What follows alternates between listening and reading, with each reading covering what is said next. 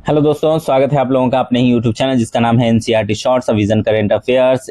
8 मई का हम लोग डिस्कस कर रहे हैं, जिसमें पार्ट 2 हम लोग डिस्कस करने वाले हैं। ठीक है, चलिए तो पहला टॉपिक हमारा है पुलित्जर पुरस्कार। पुलित्जर पुरस्कार जो है वो दिया गया है न्यूयॉर्क टाइम्स को, पत्रिका है, ठीक है, और द न्यूयॉर्कर को उसको दिया गया है, जिसमें से न्यूयॉर्क टाइम्स ने 4 बार और द न्यूयॉर्कर ने 3 बार पुलित्जर पुरस्कार जीत कर है पूरी दुनिया में जो है धूम मचा दिया है।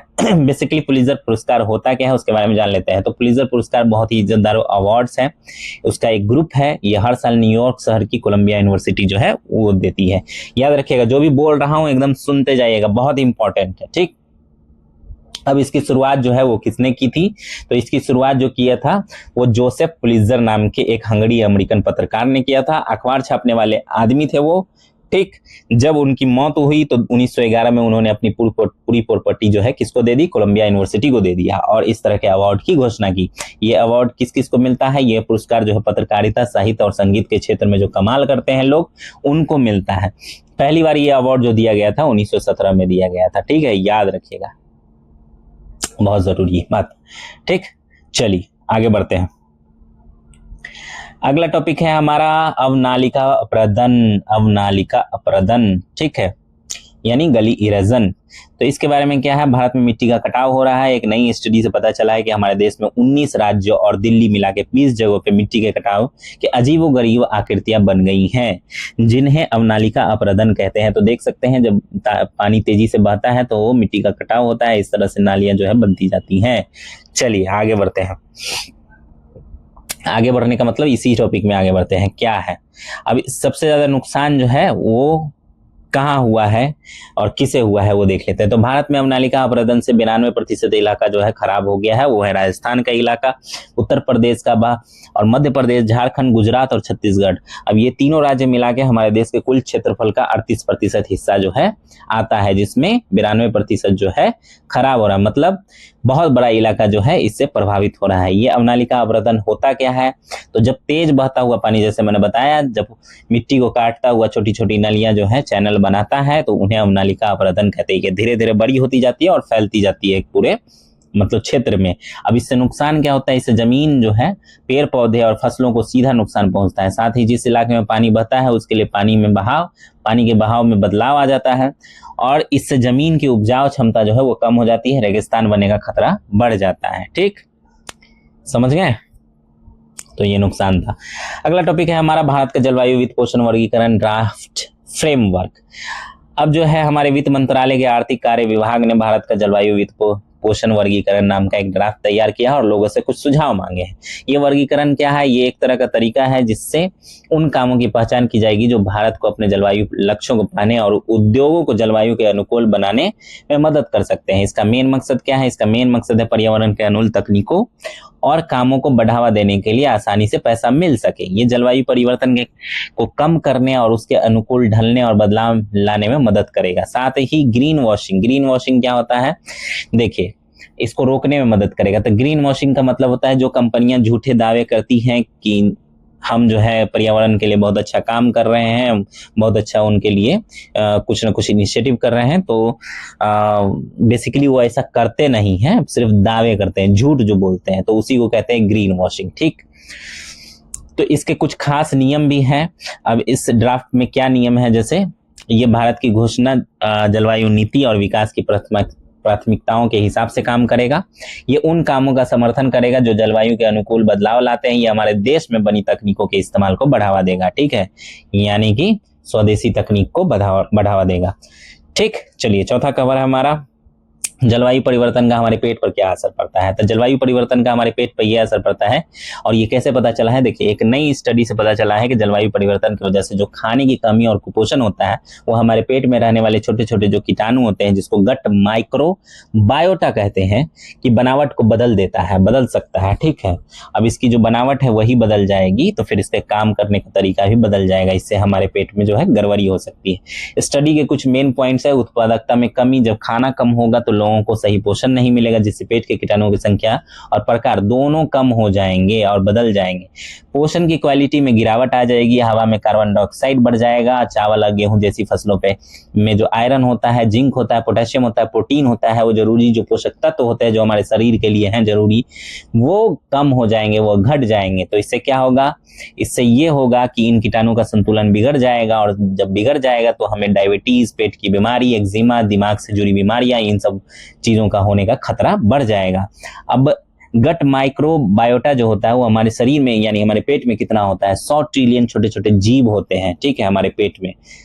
ठीक, सिर्फ खाने की कमी नहीं, पेट पर सिर्फ खाने की कमी का असर नहीं होता, बल्कि गर्मी, प्रदूषण और इन्फेक्शन से भी जो है हमारे पेट पे, हमारे शरीर पे असर होता है। ठीक, चलिए आगे बढ़ते हैं। अगला टॉपिक है हमारा कॉपर, तांबा। तो तांबे के बारे में जान लीजिए, ठीक है। ये इसका सिंबल होता है Cu और इसका एटॉमिक नंबर ये होता है, एटॉमिक मास जो है इसका लगभग डबल होता है। किसी भी ठीक है, आप पीरियोडिक टेबल के अंदर जो मेटल होते हैं, एलिमेंट होते हैं, उसका जो भी एटॉमिक नंबर होता है लगभग उसका डबल जो है उसका एटॉमिक मास होता है। याद रखिए, जब एटॉमिक मास याद ना आ रहा हो तो उसका डबल आप बोल सकते हैं, ऐसे याद रखना चाहिए। खैर, कम से कम 32 तक तो जरूर याद रखिएगा, याद रहता है तो ज्यादा अच्छा रहता है। ठीक है, अब क्या है इसके बारे में खबर, तांबा के बारे में। तांबा एक नरम धातु है, ठीक है, और बेसिकली अर्जेंटीना के फिलो डेल सोल और जोसे मारिया में तांबे के बहुत बड़े जो भंडार मिले। इससे दुनिया में ये देश जो है दुनिया के टॉप 10 तांबा उत्पादक देशों में शामिल हो गया है। ठीक, और ये जो तांबा होता है ये मुलायम होता है, इसको आसानी से मोड़ा और खींचा जा सकता है। इसमें जो है हीट और बिजली का जो मतलब फ्लो होता है वो अच्छा होता है, ये सुचालक होता है बिजली का। ठीक है, दुनिया में तांबा कहाँ कहाँ ज्यादा मिलता है, तो 2024 के डेटा के अनुसार चिली दुनिया में सबसे ज्यादा तांबा पैदा करने वाला देश है। उसके बाद डेमोक्रेटिक रिपब्लिक ऑफ कांगो और पेरू और चीन जो है चौथे नंबर पे है। भारत बहुत दूर है। भारत में तांबा कहाँ ज्यादा है, तो भारत में सबसे ज्यादा तांबा जो है वो 52% जो है राजस्थान में मिलता है, मध्य प्रदेश में 23% और वहीं झारखंड में 15% भी मिलता है। भारत की कुछ मुख्य तांबे की खदानें हैं जिसका नाम है सिंहभूम तांबापट्टी झारखंड में है, खेतरी तांबापट्टी राजस्थान में है, बालाघाट जिला ये मध्य प्रदेश में है। ठीक है, तो अब इसके आगे बढ़ते हैं हम लोग। छठा है हमारा समुद्र में भारत की ताकत। भारतीय नौसेना का जहाज INS स्केल्टन जो है एक अंतर्राष्ट्रीय समुद्री रक्षा प्रदर्शनी IMDEX एशिया 2025 के 14वें संस्करण में हिस्सा लेना। कौन सा संस्करण है, 14वां। ठीक है, ये याद रखिएगा। ठीक, और ये कहाँ होता है वो भी मैं बता देता हूँ। ये एशिया का सबसे बड़ा नौसेना समुद्री सुरक्षा कार्यक्रम है। इसकी शुरुआत हुई थी 1997 में। बहुत ही इंपॉर्टेंट बातें बोल रहा हूँ आपको। ठीक है, तो इसका आयोजन होता है सिंगापुर में।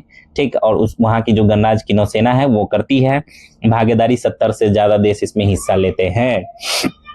अब सातवां खबर है हमारा, सातवां खबर है आयुर्वेद से लेके। आयुर्वेद की पुरानी किताबें जो है फिर से जिंदा होने वाली हैं।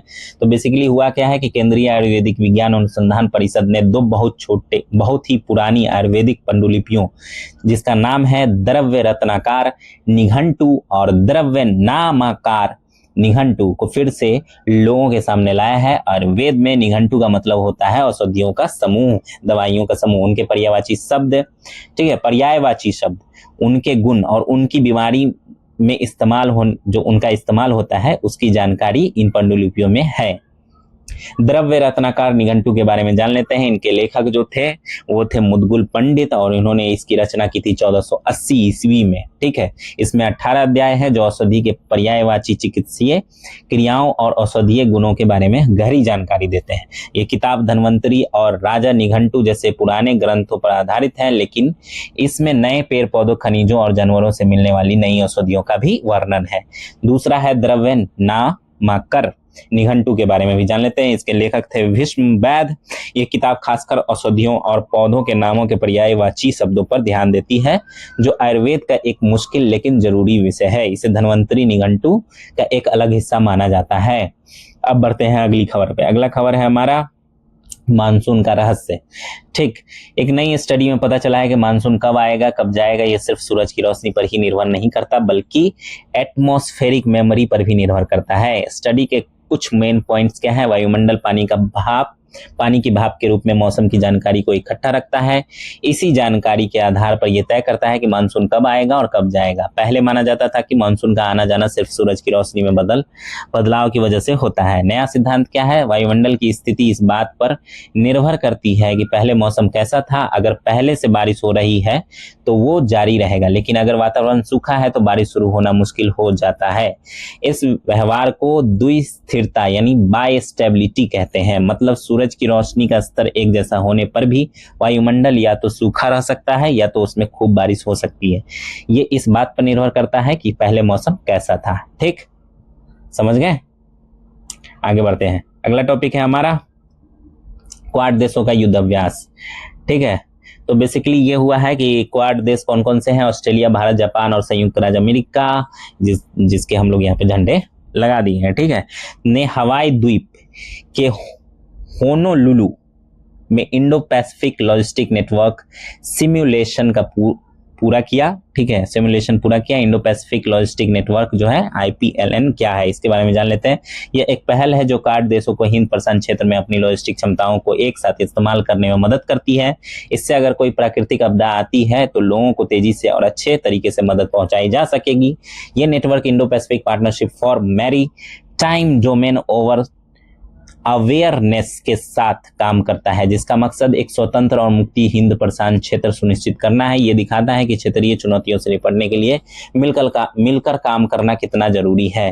तो दोस्तों, ये थी आज की कुछ खास खबरें। उम्मीद है आपको सब कुछ अच्छे से समझ में आ गया होगा। अगर नहीं आया तो बार बार इस वीडियो को सुने।